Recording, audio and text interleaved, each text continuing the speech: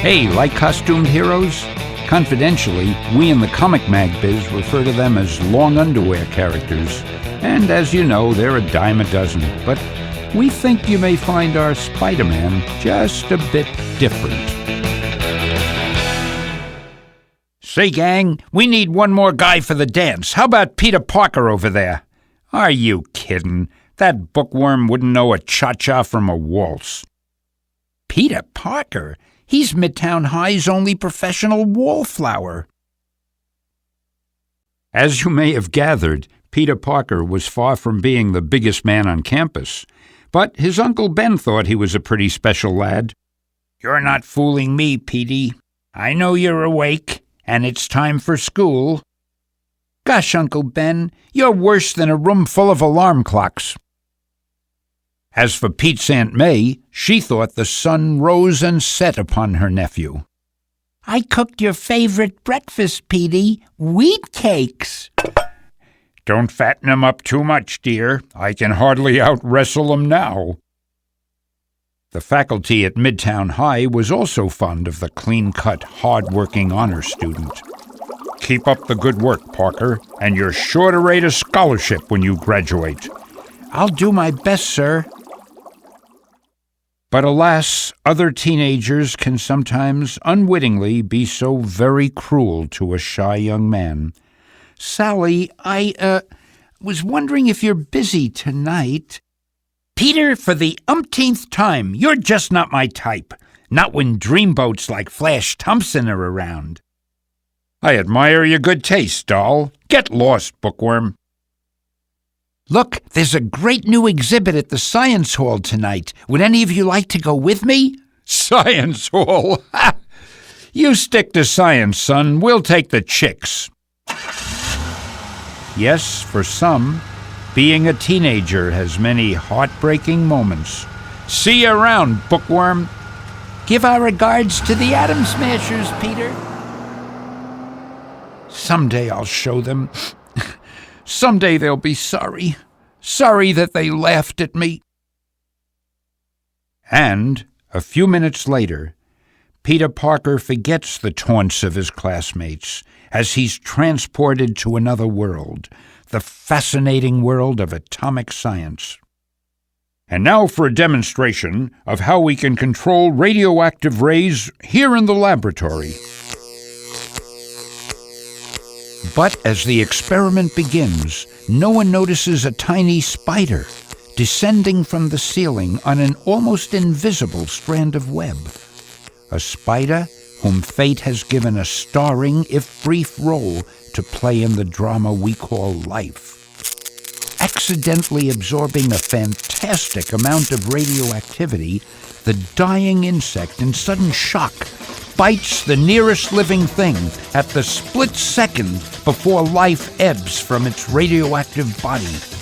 Ow! A spider! It bit me. But why is it burning so? Why is it glowing that way? My head. It feels strange. I need some air. Looks as though our experiment unnerved young Parker. Too bad, he must have a weak stomach. What's happening to me?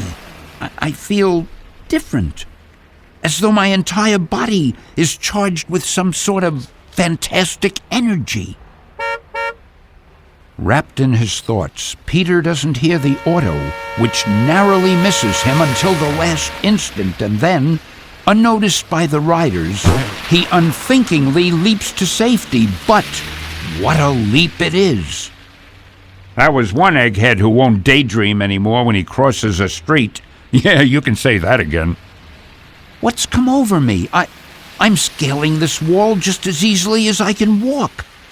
Mommy, look at the man walking up the side of the building. That's the last horror movie I take you to, young man. It's incredible. I reached the roof in just a few seconds. What's this? I crushed the steel pipe as though it were paper. It's the spider. It has to be. Somehow, in some miraculous way, his bite transferred his own power to me. I can walk down this cable as effortlessly as the spider itself can glide along its web. I've got to have time to think. I've got to plan what to do with this unbelievable ability which fate has given me. A few minutes later, $100 to the man who can stay in the ring 3 minutes with Crusher Hogan. This will be a good chance to test my power again. Filled with excitement, Pete races back home and... I'll put on some old clothes and leave my glasses here. But what if I fail? I don't want to be a laughingstock. I'll find some way to disguise myself. A few minutes later, I'll try for that $100, Crusher. Well, well, if it ain't a little masked marvel. Step up, sucker. Now just relax, Shorty. I'll try to make this as painless as possible.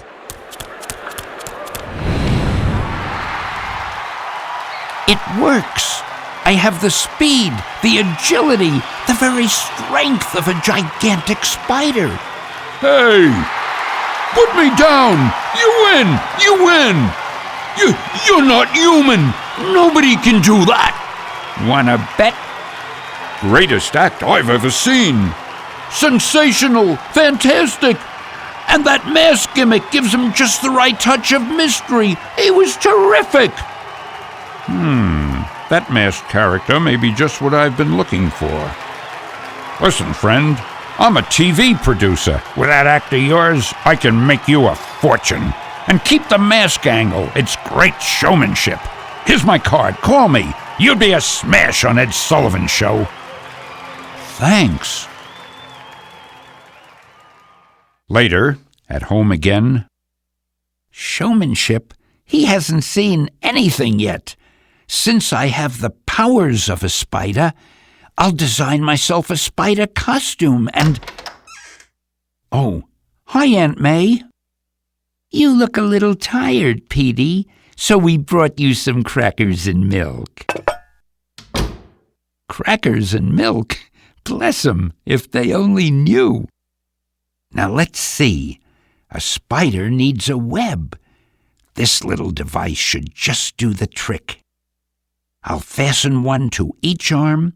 It'll operate by the slightest pressure of any finger. I'll need a name. Well, guess Spider-Man is as good as any. Looks pretty good if I do say so myself. So they laughed at me for being a bookworm, eh? Well, only a science major could have created a device like this. With some strong liquid cement at the end, I can pull myself up anywhere with my little web. And my costume is thin enough to wear unseen under my street clothes. Okay, world, better hang on to your hat. Here comes the Spider-Man. Now, anybody with the intelligence of a 7-year-old knows that if a man appeared on TV who seemed to be more spider than human, he'd be an overnight sensation, especially when his feats were performed without the help of trick photography. Well, you can just imagine how the public reacted to Spider-Man. I'm seeing it with my own eyes, and I still don't believe it. Sure, they look amazed, incredulous, awe-stricken. Wouldn't you? After all, when was the last time you saw a man with his own fantastic spider web? Okay, Spider-Man, cut! That's enough! Don't show him too much. Leave him begging for more. As his first TV spectacular ends, Peter Parker breathes the first sweet scent of fame and success. I'm from Life. We'll pay any price for a picture spread. No, sign with me. I'll put you in the movies. Wait, we want an interview. See my agent, boys. I'm busy. Whew. Rid of him at last. Hey, what's going on? Stop, thief! Stop him! If he makes it to the elevator, he'll get away! Made it. I'm safe now. That cop can never get down to the lobby as fast as I can in this high-speed express elevator. Lucky that goon in a costume didn't stop me. What's with you, mister? All you had to do was trip him or hold him just for a minute. Hey, sorry, pal. That's your job. I'm through being pushed around by anyone. From now on, I just look out for number one, and that means me. I ought to run you in. Save your breath, buddy. I've got things to do. And a few hours later, Peter, you know that microscope you've always wanted? Your uncle and I bought it for you this afternoon. Gosh, that's terrific. You're the greatest family any fella ever had. They're the only ones who've ever been kind to me. I'll see to it that they're always happy, but the rest of the world, they can go hang for all I care. In the days that follow, the Spider-Man becomes the sensation of the nation. Spider-Man slated for new TV series. Spider-Man wins Showbiz Award. Spider-Man plays to packed house. Who is the Spider-Man? And one evening, as Peter Parker returns home from a personal appearance, a police car in front of our house. What can be wrong? Bad news, son. Your uncle has been shot. Murdered. Uncle Ben? Dead? No, it can't be. Who did it? Who shot him? It was a burglar. Your uncle surprised him, but don't worry, lad. We've got him trapped. He's in the old Acme warehouse at the waterfront. We'll get him. Your aunt is next door. The neighbors are looking after her. Wait! I've got to go. I've got to get him. I know the old Acme warehouse. It's been deserted for years. A killer could hold off an army in that gloomy old place. But he won't hold off Spider-Man.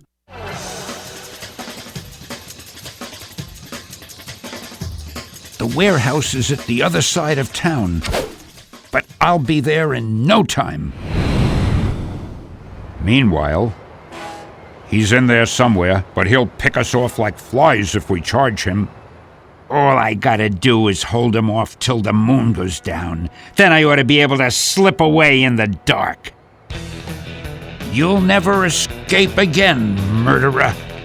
Huh? What the? Surprised to see me? Not half so surprised as you're going to be. Gotta get away. Gotta hide. I must be seeing things. There's no place on earth where you can hide from me. First, my web will relieve you of your gun, and then my fists will do the rest. That face. Oh no, it can't be. It's the fugitive who ran past me, the one I didn't stop when I had the chance. I hate to do it, but we'll have to rush him now. Can't take a chance of him slipping by in the dark. Captain, look! It's him! On a spider's web! And a short distance away. My fault. All my fault. If only I had stopped him when I could have.